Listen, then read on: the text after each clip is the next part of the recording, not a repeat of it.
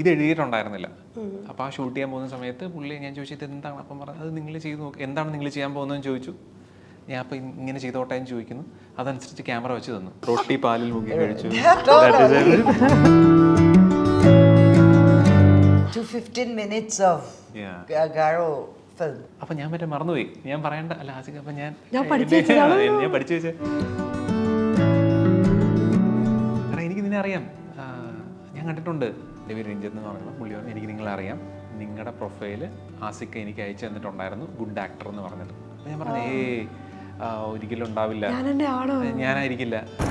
Hello everyone, today we have Ranjit Shekhar and Biana Momin, our favorite Nati Chedathi. Hello. Hello, hi. എങ്ങനെയുണ്ടായിരുന്നു cinema ഇറങ്ങി കഴിഞ്ഞപ്പോഴുള്ള ഒരു experience ഒക്കെ? എയറിലാണ്, ഭയങ്കര സന്തോഷത്തിലാണ്. Okay, how are you ma'am? Fine, thank you. Have you ever visited before movie Kerala?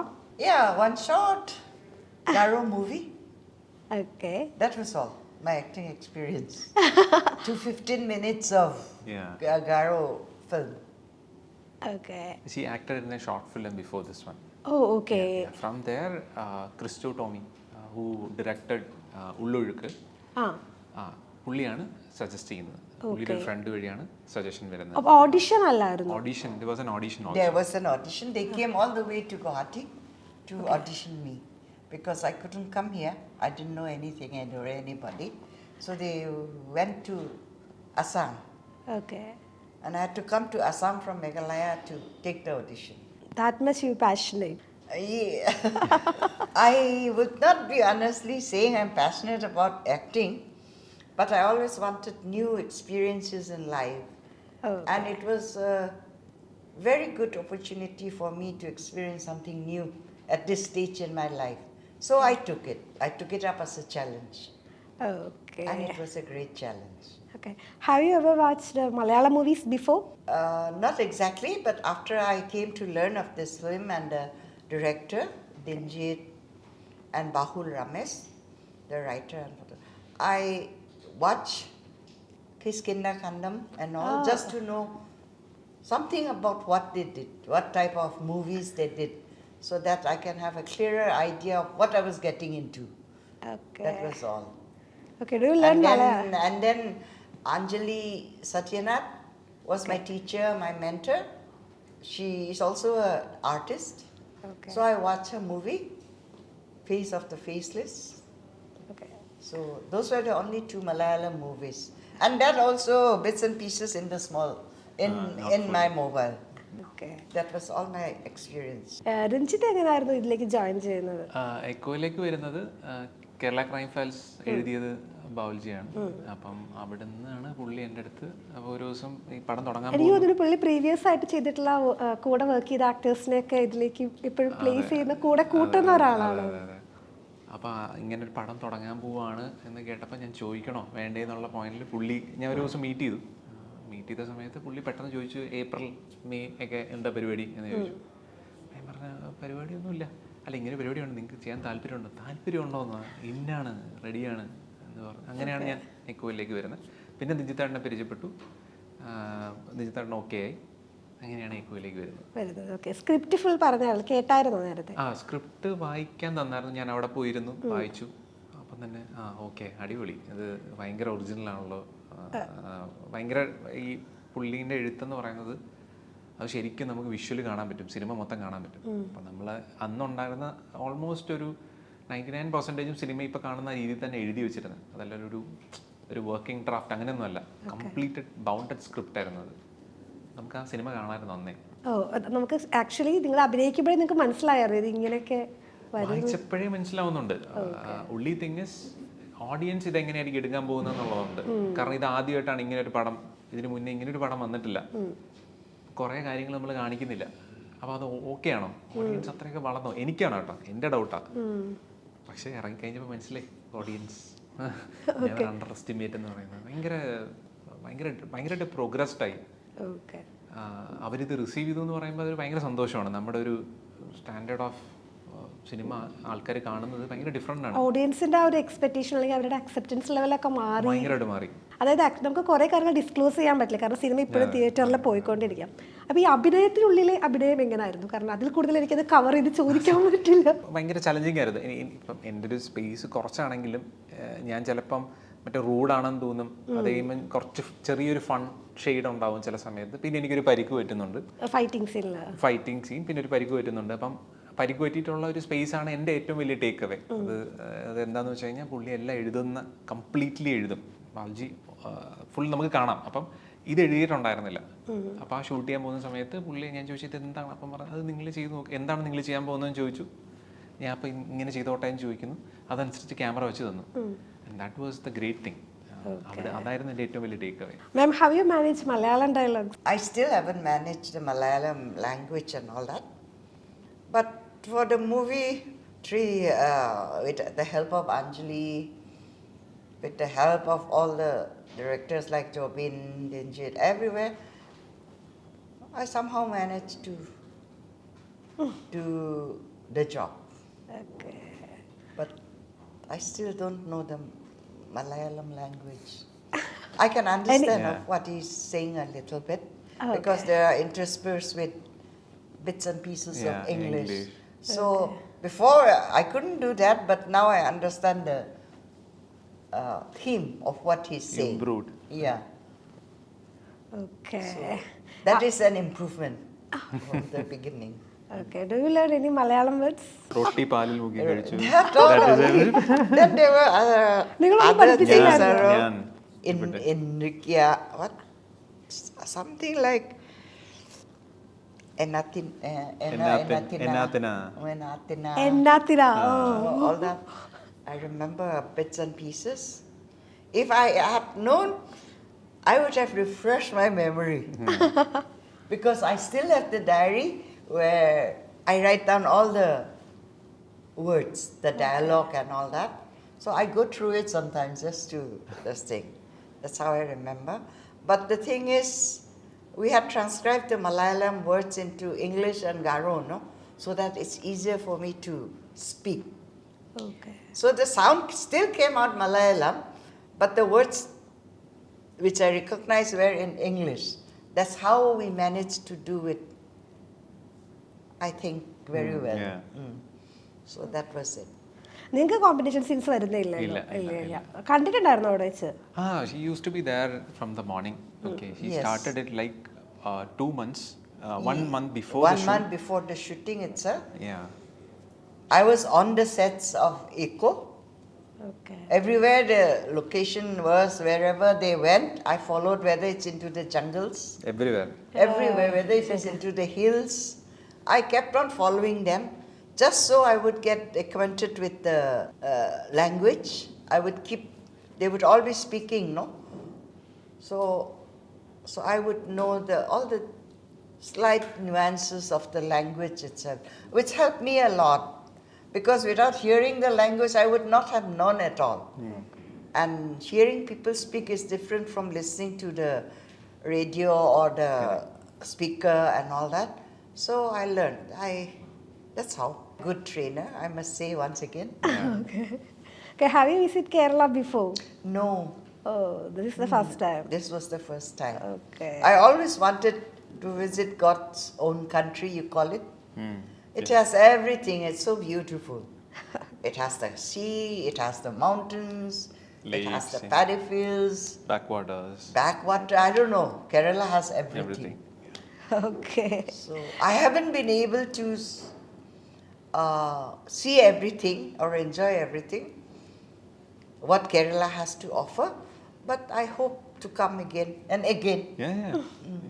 And every time I will take back a little bit of Kerala, I will see a little bit more of Kerala and know a little more about your culture and life, which is so totally different from ours. അപ്പോൾ നമുക്ക് crime file കഴിഞ്ഞിട്ട് ഇതിലേക്ക് വിളിച്ചു. അപ്പോൾ ഈ script വായിച്ചപ്പോഴത്തേക്കും നമുക്ക് അതായത് ചില കാര്യങ്ങൾ കൊണ്ട് ഇത് വേണോ, അല്ലെങ്കിൽ എന്തെങ്കിലും ഇനിയിപ്പോൾ റിപ്പീറ്റ് ആയി പോവോ, അങ്ങനത്തെ തോട്ട്സ് ഒക്കെ വന്നിട്ടുണ്ടായിരുന്നോ? അങ്ങനെ വന്നിട്ടേ ഇല്ല. അത് വേറൊന്നും കൊണ്ടല്ല.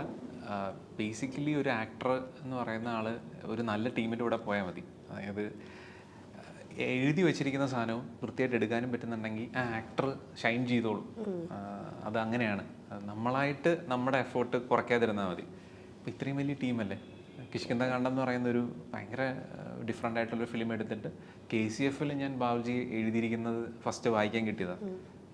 വണ്ടർഫുള്ളാണ്. പുള്ളിയുടെ എഴുത്ത് വായിക്കാൻ തന്നെ ഭയങ്കര ഭംഗിയാണ്. ഞാൻ പറഞ്ഞ സിനിമ ആവുന്നതിന് മുന്നേ ഉള്ള പോർഷൻ ഉണ്ടല്ലോ, അത് തന്നെ ഭയങ്കര രസമാണ്. അപ്പം തിരിഞ്ഞു നോക്കേണ്ട ആവശ്യം പോലും ഇല്ല, just go with the flow. First movie ഡാഗിനിയാണ്. ഫസ്റ്റ് മൂവി ഒറ്റമുറി വെളിച്ചമാണ്, രാഹുൽ ഡയറക്ട് ചെയ്ത. ഗൂഗിളിലൊക്കെ കിടക്കുന്നത് ഡാഗിനി എന്നൊക്കെയോ അങ്ങനെ ഡാഗിനിയാണ് കൊമേഴ്ഷ്യലി ആദ്യത്തെ പടം ഇറങ്ങിയത്. ഓക്കെ, എനിക്ക് തലവനിലാണ് കുറച്ചുകൂടെ ഒന്ന്. തലവനാണ് എൻ്റെ ആദ്യത്തെ ഒരു ഹിറ്റ് എന്ന് വേണമെങ്കിൽ പറയാം. ഒരുപാട് പേര് കണ്ട പടം എന്ന് പറയുന്നത് തലവനാണ്. നാസിക്കിന്റെ കൂടെ ഉള്ള ക്യാരക്ടർ ആളുകളൊക്കെ കൂടി റിക്കഗ്നൈസ് ചെയ്ത് വന്നത്. എനിക്ക് ആസിഫ് ഖാൻ കണ്ട ഒരു സ്റ്റോറി ഞാൻ ഒരു ആർട്ടിക്കിളിൽ വായിച്ചിട്ടുണ്ടായിരുന്നു. അപ്പൊ നമുക്ക് ആസിഫ് ഖാൻ എന്ന് പറയുമ്പോൾ ആ ഒരു ഫേസും അതൊക്കെ ഓർമ്മ വരും. ആ മാസ്ക് ഒക്കെ വെച്ച് ആ ഒരു ഫേസ് ആണ് ഇപ്പോഴും മൈൻഡിൽ കിടക്കുന്നത്. ആസിക്ക എന്ന് പറയുമ്പോൾ ഒരു ശരിക്കും ഒരു വികാരം കേട്ടോ, ഭയങ്കര ഒരു ബ്രദർലി ഫീലാണ് അത്. അത് പറഞ്ഞറിയിക്കാൻ പറ്റുക. പുള്ളിയോടെ വർക്ക് ചെയ്ത് ആരടുത്ത് ചോദിച്ചാലും എനിക്ക് തോന്നുന്നു അതേ കാര്യം തന്നെ പറയാനുള്ളൂ. ഭയങ്കര ബ്രദർലി ഫീലാണ്. ഞാൻ പറഞ്ഞ അന്ന് നമ്മൾ പ്രിപ്പയർ ചെയ്യുമല്ലോ പരിചയപ്പെടാൻ വേണ്ടി. ഞാൻ എൻ്റെ പേര് രഞ്ജിത്ത് എന്നാണ്, ഞാൻ ആക്ടറാണ്, ഞാൻ ഇത്ര പടങ്ങൾ ചെയ്ത് നോക്കിയത്, ഞാൻ രഞ്ജിത്താണ്, ആക്ടറാണ്, ഇത്ര പടം ചെയ്തു. ഇത് പറഞ്ഞുകൊണ്ട് പെട്ടെന്ന് ആടാ എന്തൊക്കെയുണ്ട് എന്ന് പറഞ്ഞ് വന്ന് തട്ടുന്നു. ട്രെയിനില്ല, ഒരേ കമ്പാർട്ട്മെന്റില്ല. അപ്പം വന്ന് തട്ടുന്നു. പറഞ്ഞു മറ്റേ മാസ്കും തൊപ്പിയൊക്കെ വെച്ചിട്ട് നമുക്ക് ആസിക്ക. ഓക്കെ, അല്ല അപ്പം ഞാൻ മറ്റേ മറന്നുപോയി, ഞാൻ പറയണ്ട. അല്ല ആസിക്ക, അപ്പം ഞാൻ പഠിച്ചു വെച്ച പുള്ളി പറഞ്ഞു, എടാ എനിക്ക് നിന്നെ അറിയാം, ഞാൻ കണ്ടിട്ടുണ്ട്, പടം കണ്ടിട്ടുണ്ടെന്ന്. അപ്പോൾ നമ്മുടെ കംഫർട്ടബിൾ ആക്കുന്ന ഒരു എനിക്ക് അറിഞ്ഞൂടാ പുള്ളി പടം കണ്ടിട്ടുണ്ട്, പക്ഷെ നമ്മൾ ആ കംഫർട്ട് ലെവലിലേക്ക് പുള്ളി കൊണ്ടുവരും. അവിടെ മുതൽ അങ്ങോട്ട് പുള്ളി ടേക്ക് കെയർ ചെയ്യുമായിരുന്നു നമ്മളെ. എന്നെ ടേക്ക് കെയർ ചെയ്യേണ്ട, എന്നെ അങ്ങനെ കൺസിഡർ ചെയ്യേണ്ട ആവശ്യമില്ല. കമ്പാരിറ്റീവ്ലി ഭയങ്കര ഒരു ചെറിയ ആർട്ടിസ്റ്റാണ്, പക്ഷേ ഈ ടേക്സ് കെയർ ഓഫ്. അതാണ് അതിൻ്റെ ഒരു ഭയങ്കര ഡിഫറൻസ്. ഓക്കെ, ഇപ്പോൾ കഴിഞ്ഞ കുറച്ച് കഥാപാത്രങ്ങൾ കഴിയുമ്പോൾ ഏറ്റവും കൂടുതൽ സ്ട്രഗിൾ ചെയ്തത് അല്ലെങ്കിൽ കുറച്ചുകൂടെയൊക്കെ ഒരു ഡെപ്തിലുള്ള ഒരു കഥാപാത്രം കിട്ടിയത് ഈ സിനിമയിലാണെന്ന് തോന്നുന്നുണ്ടോ? ആ ഒരു പെർഫോമൻസ് സ്പേസ് കിട്ടിയത് ഈ പടത്തിലാണെന്ന് എനിക്ക് തോന്നുന്നു. പ്രത്യേകിച്ച് എനിക്ക് ആ പരിക്ക് പറ്റിയിട്ട് ഉള്ള സാധനം കുറച്ചുകൂടെ പെർഫോം ചെയ്യാനുണ്ടായിരുന്നു എന്ന് എനിക്ക് തോന്നുന്നു. എനിക്ക് വരുന്ന മെസ്സേജ് ആണെങ്കിൽ നമ്മുടെ അടുത്ത് വിളിച്ച് പറയുന്നവരെല്ലാം അതാണ് കൂടുതൽ പറയുന്നത്. അപ്പോൾ സന്തോഷമുണ്ട്. ഇതിപ്പോ എക്സ്പെക്ട് ചെയ്തായിരുന്നു ഇങ്ങനെ ഇത്രയും വലിയൊരു ഹൈറ്റിലേക്ക് പോകുന്നു പടം? അത് ഞാൻ നേരത്തെ പറഞ്ഞ ഓഡിയൻസ് ഇത്രയും വളർന്നിട്ടുണ്ടെന്ന് എനിക്കറിയില്ല. നമ്മളാ വായിച്ച് നമ്മളാ സിനിമയായി വരുന്നവരെ നമുക്കൊന്നും പറയാൻ പറ്റില്ല. ഇത് ഇത്രയും ആൾക്കാർ പ്രേക്ഷകർ കാണുമ്പം ആണ് എനിക്ക് മനസ്സിലാവുന്നത് ഓഡിയൻസ് ചേഞ്ചായി എന്നുള്ളത് എനിക്ക് മനസ്സിലായത്. ഓക്കെ, നമ്മൾ ഇങ്ങനെ അഭിനയിക്കുന്ന അല്ലെങ്കിൽ ആ ഒരു സംഭവം നോക്കി നടക്കുമ്പോഴത്തേക്ക് ആ ഓഡിയൻസ് പൾസ് എത്രത്തോളം ഉണ്ട് മനസ്സിലായി. ആൻഡ് ഫസ്റ്റ് ഓഫ് ഓൾ ഇപ്പം നമ്മൾ ആ പടത്തിന്റെ സ്റ്റാർട്ടിങ് മുതലുണ്ടെന്ന് വെച്ചാൽ നമുക്കൊന്നും മനസ്സിലാവില്ല. നമുക്ക് ജഡ്ജ്മെന്റേ പോകും. നമ്മൾ ഈ പടം പിന്നെയും കാണും, നമ്മൾ പ്രിവ്യൂ കാണും, നമ്മൾ സ്ക്രിപ്റ്റ് വായിക്കുന്നുണ്ട്, ഷോർട്ട് കാണുന്നുണ്ട്. സൈക്കോളജിക്കലി നമ്മൾ ഇൻഫ്ലുവൻസ്ഡ് ആണ്. അപ്പം നമുക്ക് മനസ്സിലാവില്ല ഈ പടം ഇത് എല്ലാവർക്കും ഇഷ്ടപ്പെടുന്നുണ്ടോ ഇല്ലേ. ഒരു ഫ്രഷ് വാച്ചിന് മാത്രമേ മനസ്സിലാവൂ. ഓക്കെ, ഫസ്റ്റ് പോയി കണ്ടായിരുന്നു ആദ്യത്തെ ദിവസം തന്നെ? പ്രിവ്യൂ ഉണ്ടായിരുന്നു. പ്രിവ്യൂലാണ് കംപ്ലീറ്റ്ലി സൗണ്ട് ഒക്കെ വെച്ച് കാണുന്നത്. ഓക്കെ, അല്ല നമുക്ക് തിയേറ്റർ എക്സ്പീരിയൻസ് ഈ ഓഡിയൻസിന്റെ കൂടെ ഇരിക്കുമ്പോൾ ഉള്ള ഒരു ഫീൽ ഉണ്ടല്ലോ, അത് അങ്ങനെ പോയിരുന്ന് കണ്ടായിരുന്നോ? നമ്മൾ തിയേറ്റർ വിസിറ്റ് നടത്തി ഇവിടുന്ന്. അപ്പം ഇതിന്റെ ലാസ്റ്റ് റിവീലിംഗ് പോർഷൻ ഉണ്ടല്ലോ, ഒരു ക്ലൈമാക്സ്. അപ്പം നമ്മൾ ആ തിയേറ്ററിന്റെ പുറത്ത് വയ്ക്കുക. അപ്പം നമുക്ക് തിയേറ്ററിൽ ലിറ്ററലി കേൾക്കാം ആ ഒരു ഓ എന്ന് പറയുന്ന ആ സാധനം. അതൊരു ഭയങ്കര ഫീലാണ്. കുറേ പേര് മാസീവായിട്ട് ആ സൗണ്ട് കേൾക്കും, മാസമായിട്ട് ആ സൗണ്ട് കേൾക്കുമ്പോൾ ഭയങ്കര രസമാണ്. അല്ല, ഇനിയിപ്പോൾ ആക്ച്വലി ഈ നമ്മുടെ കരിയർ ജേണി എടുക്കുന്ന ഇതിന് മുൻപ് അല്ലെങ്കിൽ ഇത് എക്കോയ്ക്ക് മുൻപ് ശേഷം എന്നുള്ളത് രണ്ട് രീതിയിൽ അങ്ങനെ പോകാൻ ചാൻസ് ഉണ്ടോ? അതെനിക്കറിയില്ല. പക്ഷേ എനിക്ക് അവസരം തന്നിട്ടുള്ള എല്ലാവരും ഈ പറഞ്ഞ പോലെ അവരെ ഓരോ പടിയാണല്ലോ. അപ്പം ഡെഫിനറ്റ്ലി എക്കോ ഒരു സ്റ്റെപ്പാണ് ലൈഫിൽ. കാരണം അങ്ങനെ ഒരു പടം നമുക്ക് പറയാൻ പറ്റും, എക്കോയിലുണ്ടായിരുന്നു, എക്കോയിൽ ഇന്ന റോൾ ചെയ്തിരുന്നു എന്ന് പറയുന്നത് ഡെഫിനറ്റ്ലി ഒരു പ്രൊഫൈലാണ്. ഓക്കെ, അതായത് ഇനിയിപ്പോൾ നമ്മൾ നെക്സ്റ്റ് ഒരു 2-3 സിനിമകൾ കഴിയുമ്പോൾ ഒരു ഇൻ്റർവ്യൂ എടുക്കുന്ന സമയത്ത് ഇതുപോലെ ഇങ്ങനെ ആഫ്റ്റർ ബിഫോർ എന്ന് പറയാൻ പറ്റട്ടെ. അങ്ങനെയൊക്കെ. Okay ma'am, what's your official language? I think it's Khasi, right? No, Garo. Official language of Meghalaya is English. That's your mother tongue. Khasis have a separate language, Garos have a separate language, and we don't understand one another. So the official language for us to communicate with one another is English. It's English, okay. Khazi and Garo? Separate. Local languages. Local languages. Khasi, Garo, Jentia, and many other smaller tribes. Okay. Rapha, Hajong, all that are there. All speaking different languages. Okay. About 6 or 7 languages are there. And the Khasis and the Garos are except for the matrilineal system, we are totally different from one another. Only thing we have in common is the matrilineal system, Okay. where the lineage goes through the mother.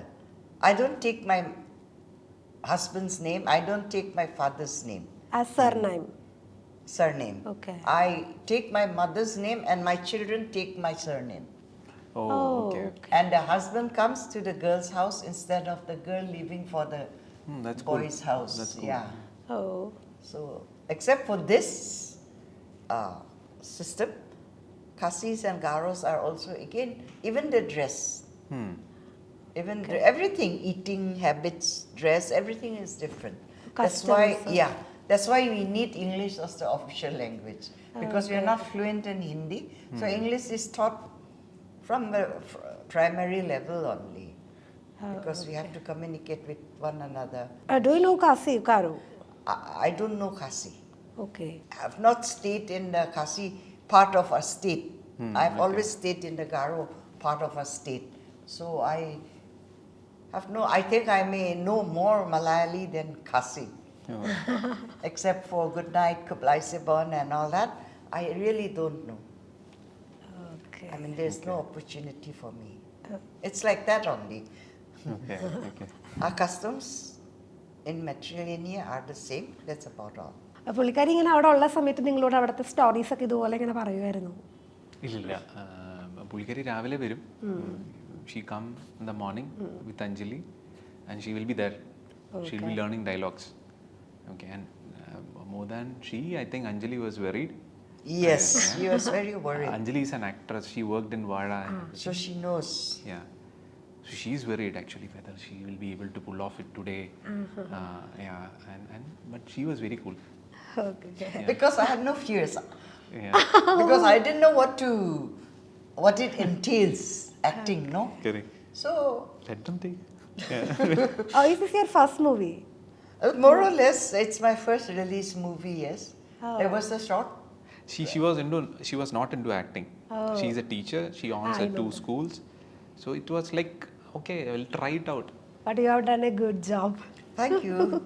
അല്ല നമുക്ക് തോന്നത്തില്ല കാണുമ്പോഴത്തേക്കും. Yeah. ഞാൻ വിചാരിച്ചത് ആദ്യം അവിടുത്തെ എന്തെങ്കിലും നാടകത്തിലൊക്കെ act ചെയ്യുന്ന ഒരു ആളായിരിക്കും, അങ്ങനെ ഇങ്ങോട്ട് വന്നതെന്നുള്ളായിരുന്നു.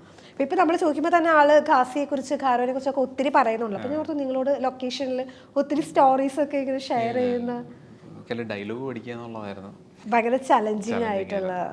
ഓക്കെ, ഏതെങ്കിലും ഒരു ക്യാരക്ടർ കിട്ടുമ്പോൾ രഞ്ജിത്ത് അതിന് വേണ്ടി പ്രിപ്പയർ ആവാറുണ്ടോ, അല്ലെങ്കിൽ ആ ലൊക്കേഷന് ചെല്ലുമ്പോൾ അപ്പം ഡയറക്ടർ പറയുന്ന സമയത്ത് അപ്പം അങ്ങ് കയറി ചെയ്യാണോ, എങ്ങനെ ചെയ്യുന്നത്? എനിക്കെന്ന് പറയുന്നത് ഞാൻ സ്ക്രിപ്റ്റ് പിന്നെയും റീഡ് ചെയ്തുകൊണ്ടിരിക്കും. അപ്പം റീഡ് ചെയ്യുമ്പോൾ നമുക്ക് കുറച്ചുകൂടെ ഡയമെൻഷൻ മനസ്സിലാവും. ചെറുതാണെങ്കിൽ പോലും നമുക്കതിൽ എന്തെങ്കിലും കോൺട്രിബ്യൂട്ട് ചെയ്യാൻ പറ്റുമോ നോക്കും. അത് അവരുടെ അടുത്ത് ചോദിക്കും, ഇത് ചെയ്തോട്ടെ. അപ്പോൾ അവർ ഓക്കെ പറയുവാണെങ്കിൽ മാത്രം നമ്മൾ ആ കോൺട്രിബ്യൂഷൻ കൊടുക്കും. ഓക്കെ, അങ്ങനെയാണ് ഇതുവരെ ചെയ്തിട്ടുള്ളത്. രഞ്ജിത്ത് എങ്ങനെ ഒരു ഡയറക്ടറായിരുന്നു, അതായത് എഴുതി വെച്ചത് അതുപോലെ പറയണം എന്നുള്ള? എഴുതി വെച്ചത് അതുപോലെ പറയണം. അത് ക്യാമറ ബാബുജി അല്ലേ ക്യാരി ചെയ്യുന്നത്. അപ്പം ഈ ഡയലോഗ് തെറ്റി അപ്പം തന്നെ പുള്ളി വെച്ചിട്ട് പറയും അതവിടെ തെറ്റി ഒന്നുകൂടെ പോവാം എന്ന് പറയുന്ന ഒരാളാണ്. ക്യാമറ എഴുതിയത് ഒരാളാണ്. പുള്ളി എങ്ങനെ ഇത് രണ്ടും കൂടെ ചെയ്യുന്നത് എനിക്ക് ഇതുവരെ മനസ്സിലായിട്ടില്ല. പാതി ക്യാമറയ്ക്കും പാതി സ്ക്രിപ്റ്റിനുമാണ്. നമ്മളൊരു സാധനം ചെയ്യുന്ന സമയത്ത് നമുക്കത് മാത്രമല്ലേ ചെയ്യാൻ പറ്റും, പുള്ളിക്ക് പക്ഷെ രണ്ടും ചെയ്യാൻ പറ്റും. പുള്ളി അപ്പം തന്നെ 3 പേരെ ഡയലോഗൊക്കെ പുള്ളിക്ക് കാണാതെ അറിയാം. എഴുതിയത് കൊണ്ട് പുള്ളിക്ക് അത് അറിയാം. പുള്ളി അപ്പം തന്നെ പറയാം നമ്മൾ ഡയലോഗ് തെറ്റിപ്പോയി, നമുക്ക് ഒന്നുകൂടെ പോകാന്നുള്ളത്. അത് കഴിഞ്ഞല്ലേ ദിഞ്ചിത്താൻ്റെ അടുത്ത് എത്തുന്നത്. ഇത് കഴിഞ്ഞ് ഫിൽട്ടർ ചെയ്ത് ദിഞ്ചിത്താൻ്റെ അടുത്ത് എത്തുമ്പോൾ പറയും ഇനി ഒന്നുകൂടെ പോകാന്ന് പറയും. അങ്ങനത്തെ ഒരു പ്രോസസ്സായിരുന്നു. അല്ല, സാധാരണ നമുക്ക് ഇംപ്രൂവൈസ് അല്ലെങ്കിൽ ആ ഒരു ഡയലോഗ് നമ്മുടേതായ രീതിയിൽ പറയുമ്പോൾ കുറച്ചുകൂടെ ഈസി ആയിരിക്കുമല്ലോ അത് ചെയ്യാനായിട്ട്. അപ്പൊ അത് പറ്റില്ല. അതൊന്ന് പറ്റാത്തതെന്ന് പറയുന്നത് പുള്ളി തന്നെ ഇത് ഒരുപാട് പ്രാവശ്യം പറഞ്ഞ് എഴുതിയിരിക്കുന്ന ഡയലോഗാണ്. ബാക്കിയാരും അങ്ങനെയൊന്നുള്ളതല്ല. പക്ഷെ പുള്ളി പറയുന്നത് ഇത് അർത്ഥം മാറിപ്പോവും. ഇപ്പൊ ഒരു എന്നൊക്കെ പറയുന്നത് നമ്മൾ പല ഡയലോഗും പറയുന്ന സമയത്ത് ഒരു നമുക്ക് എവിടെ വേണമെങ്കിലും ചേർക്കാം, ഫ്രീഡം തരും. അതിന് വേറൊരു ബ്യൂട്ടി ഉണ്ട്. പക്ഷെ ഇതിന്റെ ബ്യൂട്ടി എന്ന് പറയുന്നത് ഇത് ഇങ്ങനെ തന്നെ പറയുന്നതാണ്. അപ്പൊ എല്ലാവരും ബിനിച്ചേട്ടനൊക്കെ എല്ലാവരും അതേ രീതിയിൽ തന്നെ പറഞ്ഞിരിക്കുന്നത്. അല്ല, നമുക്ക് ഇംപ്രൂവൈസ് ചെയ്യാനുള്ള ഒരു സ്പേസ് തരാറുണ്ടോ, അല്ലെങ്കിൽ അതിങ്ങനെ ചെയ്യുമ്പോൾ? അല്ലെങ്കിൽ ഇംപ്രൂവൈസേഷൻ അതിന്റെ ഇടയിൽ വരും. ഈ ഡയലോഗ് ഈ കണ്ടന്റ് പറയണം, ഈ ഡയലോഗ് പറയണം, അതിൽ എന്ത് ഇംപ്രൂവൈസേഷൻ ചെയ്യാൻ പറ്റും എന്നുള്ളത് പുള്ളി ഓക്കെയാണ്. ഓക്കെ, ഇപ്പൊ ആസിഫ് ഖയുടെ ഒക്കെ കൂടെ അഭിനയിച്ചിട്ട് പഠിച്ചിട്ടുള്ള കുറെ കാര്യങ്ങളുണ്ടല്ലോ, അത് ഇവിടെ ഒക്കെ അപ്ലൈ ചെയ്യാനായിട്ട് പറ്റിയായിരുന്നു? ഡെഫിനറ്റ്ലി നമ്മളറിയാതെ നമുക്കൊരു എക്സ്പീരിയൻസ് വരുമല്ലോ. ഞാൻ ഒരു ആഡിൽ ലാലേട്ടൻ്റെ കൂടെ അഭിനയിക്കാൻ പറ്റിയായിരുന്നു. അതെനിക്ക് ഭയങ്കര അനുഭവമുള്ള പരിപാടി. അപ്പം നമ്മൾ പിന്നെ വേറൊരു സെറ്റിൽ പോകുമ്പോൾ നമ്മളെ കോൺഫിഡൻസ് പറയുന്നത് നമ്മൾ ഇത്രയും പേരോട് വർക്ക് ചെയ്തു എന്നുള്ളതാണ്. ഓക്കെ, അപ്പോൾ ഇത്രയും പേരോട് വർക്ക് ചെയ്ത് ഉണ്ടാകുമ്പോൾ കോൺഫിഡൻസ് ഇല്ലേ, അത് ഭയങ്കര ഹൈ ആണ്. ആസിക്കേരെന്ന് പഠിക്കാൻ പറ്റി ഭയങ്കര ബീങ് ആൻ ആർട്ടിസ്റ്റ്, അതിനപ്പുറത്തേക്ക് ബീങ് ഹ്യൂമൻ ബീങ് എങ്ങനെ ആയിരിക്കണം എന്നുള്ളത് ഞാൻ ആസിക്കേരെ എന്നാണ് പഠിച്ചത്.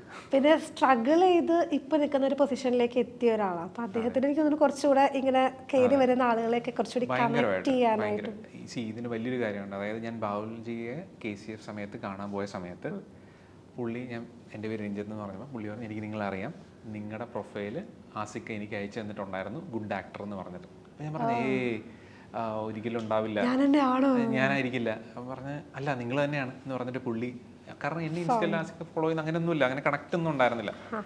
പുള്ളി എനിക്ക് കാണിച്ചു തന്നു, പുള്ളി അയച്ചിട്ടുണ്ടായിരുന്നു, എന്നോട് പോലും പറഞ്ഞിട്ടില്ല. അപ്പം ഇതെനിക്ക് വേണ്ടി മാത്രമല്ല, ഞാൻ പറഞ്ഞത് പലർക്കും വേണ്ടി ആസിക്ക ചെയ്യുന്നുണ്ടാവും. അതൊരു വലിയ കാര്യമാണ്, റെക്കമെൻഡ് ചെയ്യുന്നു എന്നുള്ളത്.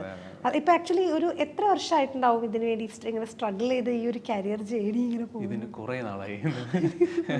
എന്നെ ആദ്യത്തെ പടം നടക്കുന്നത് 2017-ലായിരുന്നു, ഒറ്റമുറി വെളിച്ചം. പക്ഷെ അതിന് മുന്നേ ഒരു 2009, 2011 ആ റേഞ്ചിലൊക്കെ ഒരുപാട് ഷോർട്ട് ഫിലിംസ് ചെയ്യുമായിരുന്നു. ഷോർട്ട് ഫിലിംസ് തന്നെ ആയിരുന്നു നമ്മുടെ ബേസ്. അവിടെ കഷ്ടപ്പെട്ട് അല്ല, നമ്മുടെ ഒരു വഴി സിനിമയാണ് എന്നുള്ളത് നേരത്തെ തന്നെ ഡിസൈഡ് ചെയ്തിട്ട് വേറെ ഒന്നും ചെയ്യുന്നുണ്ടായിരുന്നില്ല, ഇത് തന്നെയായിരുന്നു റെഡി ആയിരിക്കും. ബൈ പ്രൊഫഷൻ പ്രൊഫഷണൽ എഞ്ചിനീയർ ആണ്. അതിന്റെ പരിപാടികളുടെ സൈഡിൽ നടക്കുന്നുണ്ട്, നമുക്ക് വീട്ടുകാരെ പറ്റിക്കണ്ടേ, അപ്പൊ അങ്ങനെ ആ പരിപാടി ഉണ്ടായിരുന്നു, വർക്ക് ചെയ്യുന്നുണ്ടായിരുന്നു. പഠിച്ചിറങ്ങി കഴിഞ്ഞ് കുറച്ച് നാൾ ഗ്യാപ്പ് കിട്ടും, അല്ലെങ്കിൽ കുറച്ച് നാൾ വർക്ക് ചെയ്തിട്ട്? അല്ല, ഞാൻ വർക്ക് ചെയ്യുന്നുണ്ടായിരുന്നു, അതിന്റെ കൂടെ തന്നെ ഷോർട്ട് ഫിലിംസ് ചെയ്യുന്നു, അങ്ങനെയായിരുന്നു കൊണ്ടുവരുന്നത്. അല്ല, അപ്പൊ ഏത് പോയിന്റിൽ എത്തിയപ്പോഴാണ് ഓക്കെ ഇനി ഇത് പതുക്കെ നിർത്താം, ഇനി സിനിമയിലേക്ക് പോവാം എന്നുള്ള ഒരു തോട്ട്? അന്നേ സിനിമയിൽ പോകണം എന്നുള്ളത് തന്നെയാണ് തോട്ട്. അപ്പം ബ്രെഡ് ആൻഡ് ബട്ടർ ആണ് ഞാൻ മറ്റേ സൈഡ് നോക്കുന്നത്, കരിമ എനിക്കുണ്ടേ, നമ്മുടെ കാര്യങ്ങൾ നടക്കണ്ടേ. അല്ല, വീട്ടുകാർ ലാസ്റ്റ് എന്ത് പറഞ്ഞു? ഞാൻ ഇനി എന്തായാലും പറഞ്ഞിട്ട് കാര്യമില്ലെന്ന് മനസ്സിലായിരുന്നു. എവിടാന്ന് വെച്ചാ നോക്കൂ. അല്ല, ഇപ്പൊ തിയേറ്ററിൽ വന്നായിരുന്നു, പാരന്റ്സ് ഒക്കെ വന്ന് കണ്ടായിരുന്നു, എന്ത് പറഞ്ഞു കണ്ടു? നമ്മളൊരു പടമൊക്കെ ആയി തുടങ്ങിയപ്പോഴേക്കും അവർ ഓക്കെ ആയി, പിന്നെ അഭിമാനമായി തുടങ്ങുമല്ലോ. അതുവരെ അങ്ങനെ നീ എന്താണ് ചെയ്യുന്നത്, ഇത് ശരിയാവോ എന്നൊക്കെ ഉണ്ടാവും, അതെല്ലാവരും ഉണ്ടാവും. പക്ഷെ നമ്മൾ അച്ചീവ്ഡ് ആവുമ്പോൾ, സക്സസ് വരുമ്പോൾ ഡെഫിനറ്റ്ലി എല്ലാവരും നമ്മളോട് വരും, അതാണ് സത്യം. എനിക്ക് തോന്നുന്നു ഈ ബാക്ക്ഗ്രൗണ്ടുകളൊന്നും ഇല്ലാതെ സാധാരണ ഒരു ഫാമിലിയിൽ ഇപ്പോൾ നമ്മുടെയൊക്കെ അമ്മയും അച്ഛനും കോളേജൊക്കെ കഴിഞ്ഞ് നേരെ എഞ്ചിനീയറിങ്ങിനോ അങ്ങനെയൊക്കെ സ്കൂൾ കഴിയുമ്പോൾ കോളേജിൽ വിടുന്നു, അത് കഴിഞ്ഞ് അങ്ങനെ ഒരു ജോലി എന്നുള്ളിടത്തുനിന്ന് ഇത് അച്ചീവ് ചെയ്തെടുക്കുക എന്ന് പറയുന്ന ആ ഒരു ദൂരം ഭയങ്കര പാടാണ്. നമുക്ക് വേറെ എന്ത് ജോലിയും നമുക്ക് ഒരു എന്താ പറയുക, നമുക്ക് അച്ചീവ് ചെയ്യാൻ പറ്റും. സിനിമ എന്ന് പറയുന്നത് അങ്ങനെ ഒരു പെർട്ടിക്കുലർ തിയറി ഒന്നുമില്ല, ഒരു പ്രോസസ്സ് ഇല്ലല്ലോ, ഒരു പരീക്ഷ എഴുതിയാൽ കിട്ടാവുന്നതല്ല ഇത്. ഇത് കഷ്ടപ്പെട്ട് പഠിച്ച് എന്ന് വെച്ചാൽ സ്കിൽഡായി ചാൻസ് തേണ്ടി ഒരു റോള് കിട്ടുക, അത് കഴിഞ്ഞ് അത് കണ്ട് വേറൊരാൾ വേറൊരു റോളിലേക്ക് വിളിക്കുക, ഹെവി പ്രോസസ്സാണ്. അതിനുവേണ്ടി വേറെ ബുക്ക് തന്നെ എഴുതാൻ പറ്റും. ഈ ആദ്യത്തെ കോള് കിട്ടിയ ഒരു സംഭവം അത് ഓഡിഷൻ ആയിരുന്നു? അല്ല, ഞാൻ കുറേ ഓഡീഷൻസിന് പോയിട്ടുണ്ടായിരുന്നു. അപ്പം ഞാനും ഒറ്റമുറി വെളിച്ചം, ഡാഗിനി, ഫ്ലാസ്ക് ഒക്കെ ഡയറക്റ്റ് ചെയ്ത് രാഹുൽ ഒരുമിച്ച് വർക്ക് ചെയ്യുമായിരുന്നു. അങ്ങനെ നമ്മൾ ഒരുമിച്ചാണ് സിനിമ സംഭവിക്കുന്നത്. നമ്മുടെ ലോണൊക്കെ എടുത്ത് കടമൊക്കെ എടുത്തിട്ടുള്ള ഒരു പരിപാടിയായിരുന്നു ഈ ഒറ്റമുറി. ആക്ച്വലി EMIs ആണെന്ന് തോന്നുന്നു അല്ലേ നമ്മുടെ പാഷനിൽ നമ്മളെ അവിടെ അപ്പുറത്ത് തന്നെ പിടിച്ചു നിർത്തുന്നത്. EMI ആണ് എല്ലാവരെയും പിടിച്ചു നിർത്തുന്നത്. ഡെഫിനറ്റ്ലി ഒരു ഫാക്ടറാണ്. ഓക്കെ, അതൊക്കെ അവിടെ വെച്ചിട്ട് ലോണൊക്കെ എടുത്തിട്ട് കഥ ബാക്കി ലോണൊക്കെ എടുത്തിട്ടാണ് നമ്മൾ ആദ്യത്തെ പടം ചെയ്യുന്നത്. അവിടെ നിന്നാണ് പിന്നെ ഇങ്ങനെ ഓരോന്നായിട്ട് സ്റ്റെപ്പ് ബൈ സ്റ്റെപ്പ് വേറെ ഡയറക്ടേഴ്സ് വിളിക്കുന്നു, ഓരോരോ പടങ്ങൾ ചെയ്തു തുടങ്ങി, എങ്ങനെയാണ് വരുന്നത്. പക്ഷേ ഞാൻ പറഞ്ഞില്ല, എല്ലാവരും ട്രാവലാണ്. KCF കഴിഞ്ഞപ്പോഴാണ് എനിക്ക് എക്കോ വരുന്നത്. ബിക്കോസ് ഓഫ് KCF ആണ് എക്കോ വരുന്നത്. ഈ ഒരു ട്രാവൽ ഇനി ഇങ്ങനെ തന്നെ മുന്നോട്ട് പോകണം എന്നുള്ളത് ഡെഫിനറ്റ്ലി പിടിച്ചിരിക്കണ്ടേ. ഞാൻ അതാ ചോദിക്കാൻ വന്നത്. അതായത് നമ്മളിങ്ങനെ കയറി പറ്റി, അല്ലെങ്കിൽ ഇവിടം വരെ എത്തി, ഇപ്പോൾ ഒരു പൊസിഷനിലേക്ക് നമ്മൾ എത്തി, ഇത് സസ്റ്റെയിൻ ചെയ്ത് ഈ ഒരു ജേർണി അങ്ങ് കൊണ്ടുപോകണ്ടേ, അതിന് എന്താ ചെയ്യാൻ പറ്റുക? ഭയങ്കര പാടാണ്. നമ്മൾ അതിനു വേണ്ടി അടുത്ത ആൾക്കാരെ കാണുകയും ചാൻസ് ചോദിക്കുകയും ഇടിച്ച് നിന്നേ പറ്റും. അപ്പം സെൽഫ് മാർക്കറ്റിംഗ് എത്രത്തോളം വർക്ക് ആവുമെന്ന് എനിക്കറിയില്ല. ഇനി ഇപ്പം ഈക്കോ കാണുമ്പോൾ തോന്നൂലേ ഇവനൊരു റോൾ കൊടുക്കണം, ഇവൻ ഓക്കെയാണ്, ഇത് നമ്മുടെ പരിപാടിക്ക് വർക്കാവും തോന്നാം. അപ്പം അങ്ങനത്തെ റോൾസ് വരണം, പ്രൊജക്ട്സ് വരണം, ഇത് ആൾക്കാർ കാണണം. അപ്പം അങ്ങനെ ആയിരിക്കും. ഇനി ചോദിക്കണം, ആൾക്കാരുടെ അടുത്ത് റോള് ചോദിക്കണം.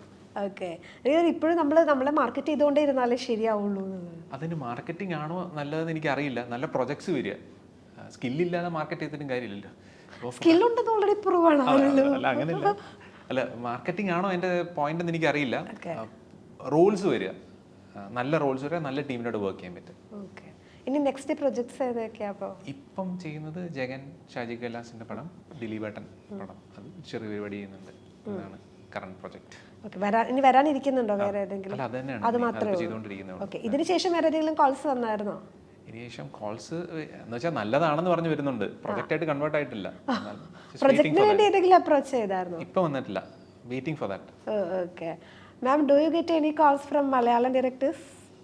No, not so far. Okay. എന്തായാലും സിനിമ വളരെ നല്ലതായിരുന്നു. എക്കോ കണ്ട എല്ലാവർക്കും നിങ്ങൾ രണ്ടുപേരും മറക്കാൻ പറ്റില്ല. അതുപോലെ നല്ല രസമായിട്ടാണ് ചെയ്തിരിക്കുന്നത്. എല്ലാവിധ ആശംസകളും. Thank you so much.